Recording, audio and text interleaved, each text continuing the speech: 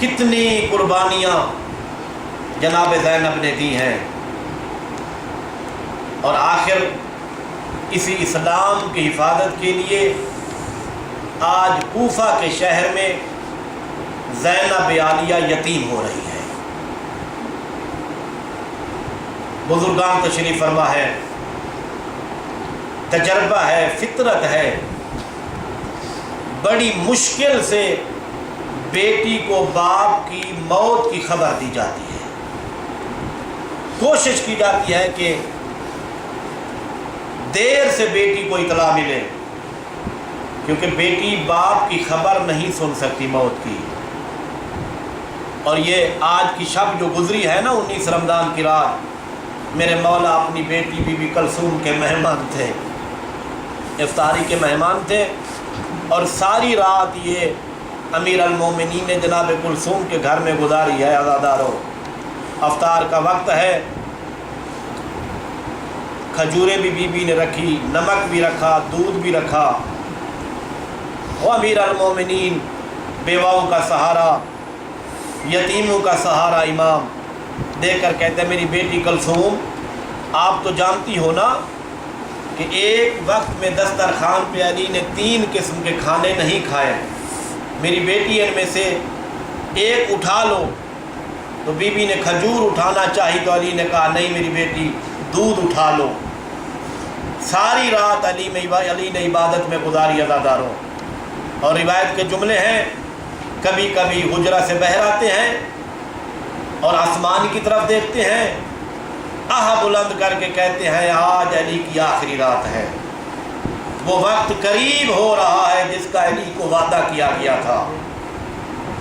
صبح سحر ہوتی ہے عزادارو، امیر المومنین مسجد کوفہ کی جانے کی تیاری کرتے ہیں، اللہ آپ کو لے جائے، رات جا کے گزارے مسجد کوفہ میں۔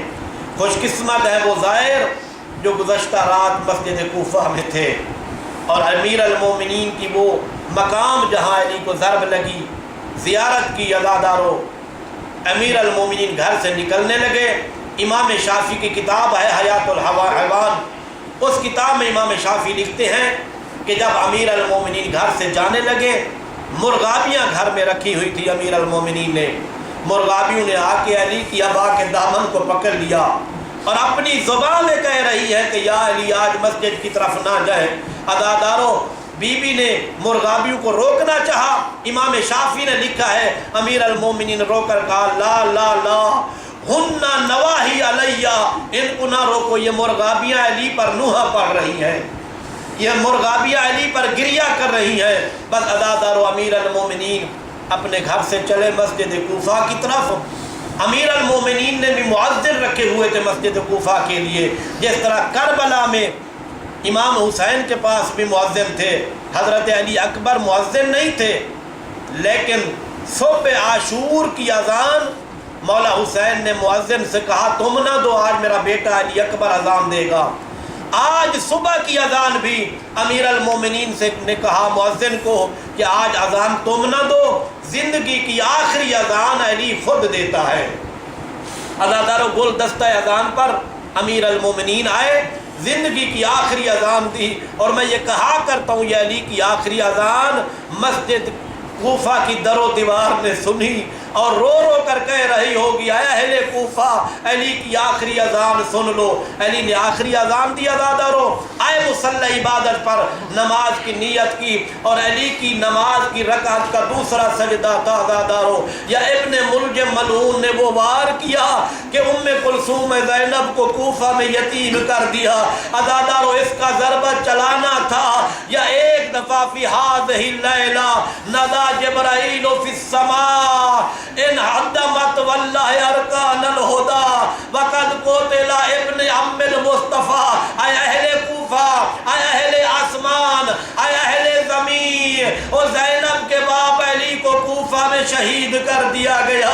بس عزادارو، یہ جبرائیل کی آواز خدا جانے زینب نے کیسے سنی ہوگی، یہ جبرائیل کی ندا خدا جانے حسن اور حسین نے کیسے نے سنی ہوگی۔ عزادارو جیسے یہ ندا بلند ہوئی، میں نے مقتل کی روایتوں میں پڑھا ہے کہ جتنے مرد تھے علی کے گھر میں عزادارو سارے مسجد کوفہ میں آ گئے، جتنی مستورات تھی عزادارو گھر سے باہر آ گئی۔ صاحب کتاب نے لکھا ہے ایک بی بی زینب ہے جو گھر سے باہر نہیں آئی، دروازے کے قریب آتی ہے بی بی، روتی ہوئی واپس چلی جاتی ہے، دروازے کے قریب آتی ہے زینب عالیہ، روتی ہوئی واپس چلی جاتی ہے۔ دروازے کو قوت گویائی ملی عزادارو، دروازہ بول کر کہتا ہے علی کی بیٹی جب سارے چلے گئے مسجد کوفہ میں، آپ مسجد میں کیوں نہیں جاتی؟ عزادارو بی بی نے رو کر کہا ہے دروازہ زینب گھر سے باہر کیسے جائے،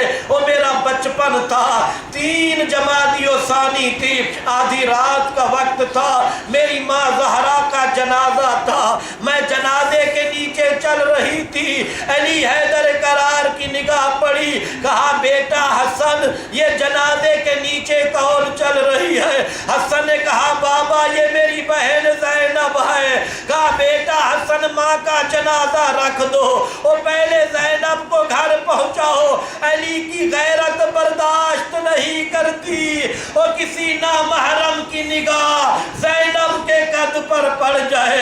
بس عزادارو بیٹے بھی ہیں مسجد کوفہ میں، علی کو سہارا دیا، حسن اور حسین نے سہارا دیا، عباس نے سہارا دیا۔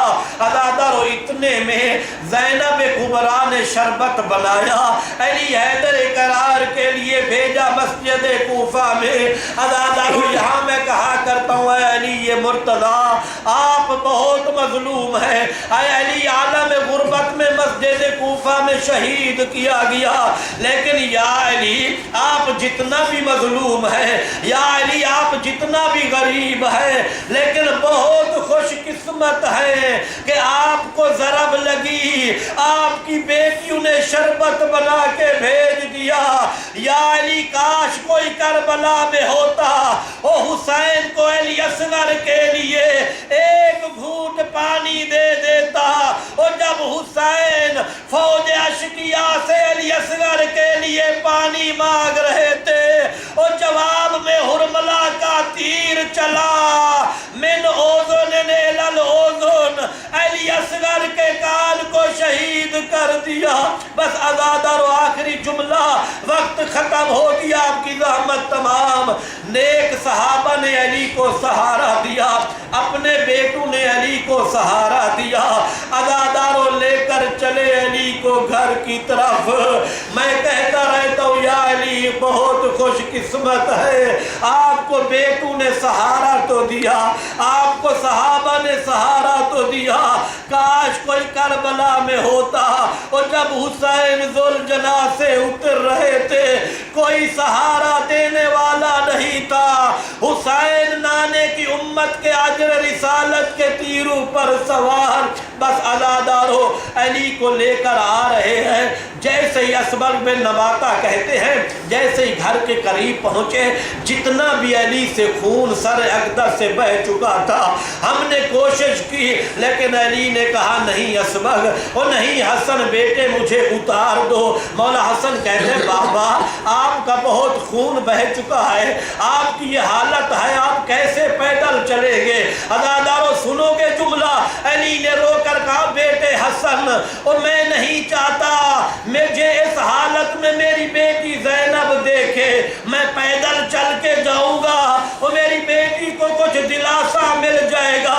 میں کہتا ہوں یا علی آج اتنا برداشت نہیں کرتے، کاش کربلا کے مقتل میں ہوتے، کس طرح زینب عالیہ حسین کا لاشا بے گور و کفن کربلا کی زمین پر چھوڑ کے شام کی طرف چلی گئی۔